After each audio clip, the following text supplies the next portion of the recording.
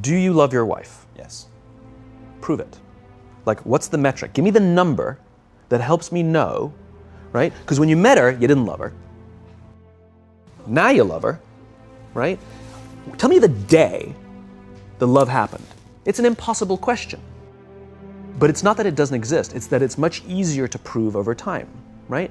Leadership is the same thing. It's about transition. So if you were to go to the gym, it's like exercise, right? If you go to the gym and you work out and you come back and you look in the mirror, you will see nothing. And if you go to the gym the next day and you come back and you look in the mirror, you will see nothing, right? So clearly there's no results, can't be measured, it must not be effective. So we quit, right? Or if you fundamentally believe that this is the right course of action and you stick with it, like in a relationship, I bought her flowers and I wished her happy birthday, and she doesn't love me. Clearly I'll give up. That's not what happens. If you believe there's something there, you commit yourself to an act of service. You commit yourself to the regime, the exercise. You can screw it up. You can eat chocolate cake one day, you can skip a day or two. You know, it allows for that. But if you stick with it consistently, I'm not exactly sure what day, but I know you'll start getting into shape. I know it. And the same with the relationship. It's not about the events. It's not about intensity. It's about consistency, right? You go to the dentist twice a year, your teeth will fall out. You have to brush your teeth every day for 2 minutes. What does brushing your teeth twice a day for 2 minutes do? Nothing. Unless you do it every day, twice a day for 2 minutes, right? It's the consistency. Going to the gym for 9 hours does not get you into shape. Working out every day for 20 minutes gets you into shape. So the problem is we treat leadership with intensity. We have a 2-day offsite, we invite a bunch of speakers, we give everybody a certificate, you're a leader, right? Those things are like going to the dentist. They're very important, they're good for reminding us or getting us back on track, learning new lessons, but it's the daily practice of all the monotonous, little, boring things like brushing your teeth that matter the most. She didn't fall in love with you because you remembered her birthday and bought her flowers on Valentine's Day. She fell in love with you because when you woke up in the morning, you said good morning to her before you checked your phone. She fell in love with you because when you went to the fridge to get yourself a drink, you got her one without even asking. She fell in love with you because when you had an amazing day at work and she came home and she had a terrible day at work, you didn't say, yeah, but let me tell you about my day. Right. You sat and listened to her awful day and you didn't say a thing about your amazing day. This is why she fell in love with you.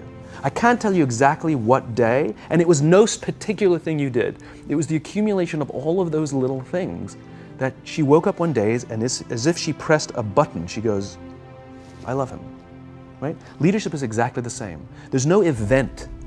There's no thing I can tell you you have to do that your people will trust you. It just doesn't work that way. It's an accumulation of lots and lots of little things that anyone by themselves is innocuous and useless. Literally, pointless by themselves. People will look at little things that are good leadership practices and say, that won't work, and you're absolutely right.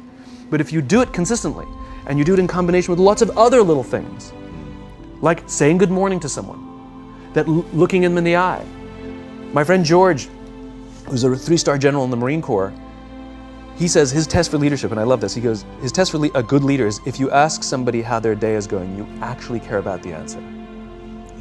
The number of times we're walking to a meeting, we're rushing, we go, how are you? Not good, I got to get to you later, I'm late for a meeting. Right. If you ask the question, you were standing there and you were listening to the answer. It's those little innocuous things that you do over and over and over and over that people will say, I love my job. Not I like my job. I like my job means, yeah, the challenge is great, they pay me well, I like the people. I love my job means, I don't want to work anywhere else. I don't care how much somebody else is willing to pay me. I'm devoted to the people here, and I care desperately about the people here as if they were my family. In business, we have colleagues and coworkers. In the military, they have brothers and sisters. That's how they think of each other. If you really have a strong corporate culture, the people will think of each other like brothers and sisters. It's like a family, right? No, brothers and sisters. Deep love. Fight, but the love doesn't go away. Bicker, the love doesn't go away.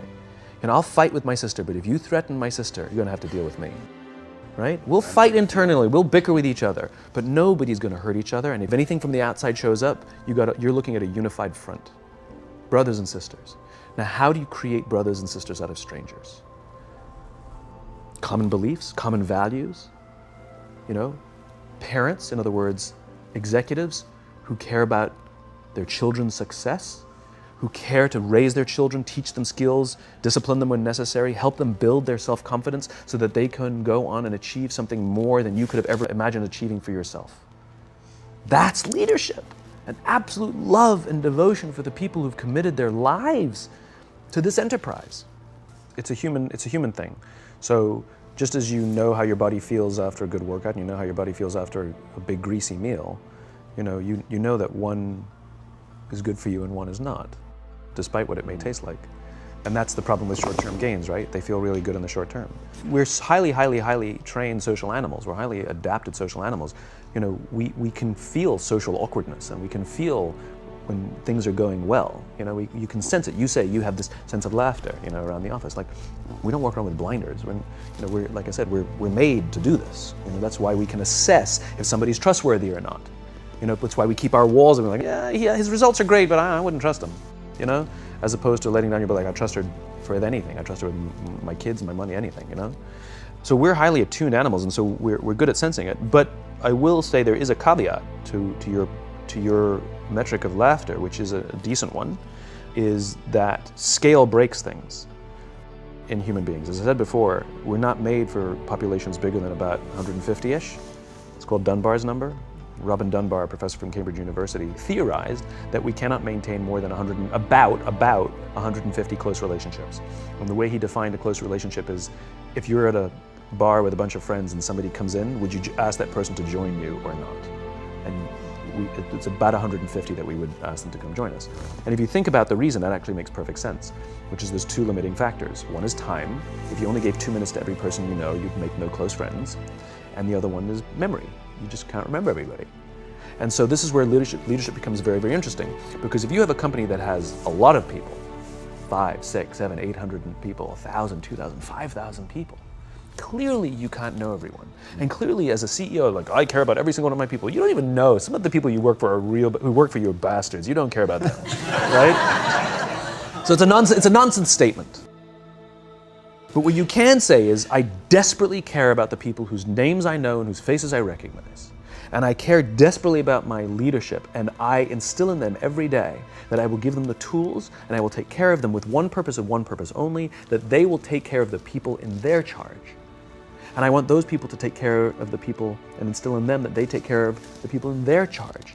And then by the time you get down to the masses, where the actual 1,000 exist, because of the seniors it's like 20, where the real 1,000 exist, they feel about 150 of them can look to one of their direct leaders, to one of their direct managers, and say, that person cares about me. That's our boss, that's my boss, that's my leader. Not the leader, it's the CEO.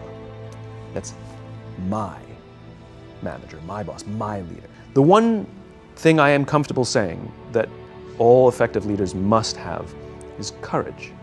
Because it is hard. It is hard to stand up against outside pressure. It is hard to stand up to an external constituency who's pushing you to do something for their short-term gain, to do the right thing for your people. It is hard. It is thankless. It is lonely. Sometimes you get fired. Sometimes you get in trouble. Sometimes you'll lose your job and the next guy will get all the credit. It's all true. And the courage to do the right thing in the face of overwhelming pressure, only the best leaders have that courage. Only the best leaders. And here's the folly. Courage is not some deep internal fortitude. You don't dig down deep and find the courage, right? It just doesn't exist. Courage is external. Our courage comes from the support we feel from others. In other words, when you feel that someone has your back, when you know that the day that you admit you can't do it, someone will be there and say, I got you. You can do this. That's what gives you the courage to do the difficult thing. It's not going off to an ashram by yourself somewhere for 4 weeks and coming back and finding the courage. It's not what happens. It's the relationships that we foster. It's the people around us who love us and care about us and believe in us. And when we have those relationships, we will find the courage to do the right thing. And when you act with courage, that in turn will inspire those in your organization to also act with courage. In other words, it's still an external thing. That's what inspiration is, right? I'm inspired to follow your example. But those relationships that we foster over the course of a lifetime will not only make us into the leaders we need to be and hope we can be, but they'll often save your life. They'll save you from depression, they'll save you from giving up, they'll save you from any matter of negative feelings about your own capabilities, your own future. When someone just says, I love you.